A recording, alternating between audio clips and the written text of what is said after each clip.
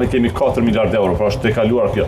Kemi folur për nën 3 miliard euro të hyra bugjetore dhe kemi mbi 3 miliard euro të hyra bugjetore. Gjithatë mund të flasim për asnjë projekt kapital të përfunduar. Jo, mund të flasim për shumë projekte kapitale, por më lejo të kthehem çështjes së kontratave një burimore. A mund të flisni ndonjëherë me shifra sakta dhe institucione ku janë këto kontrata?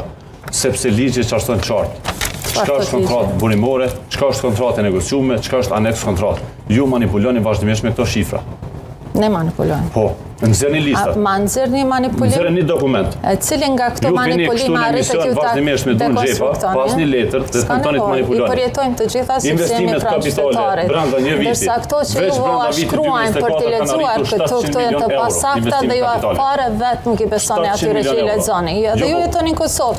As ti nuk i beson grumbullit të fletave të cilat u kanë dërzuar ty, të flasësh para qytetarit pa asnjë fije turpi me të pavërteta. Lejo, nëse ka mundësi një replik në këtë.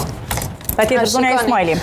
Ne nuk e kemi reduktuar, askush nuk e redukton asistencën financiare që jepet qytetarit në lëmosha, madje as në vitra, por kur qytetari vihet në këtë drejgje, vërtet është e dhimbshme.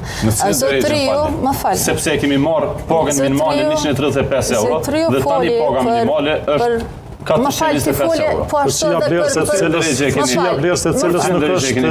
po prandaj është pakoja ekonomike, që të ndihmojnë qytetarët e Kosovës. Më fal, ju folet po ashtu edhe për ideologjinë. Zonja Ismaili meqense fjalia juaj e parë ishte për përkatësinë juaj ideologjike dhe s'kemi bërë asgjë të jashtëzakonshme. A ishte kështu që thatë ju?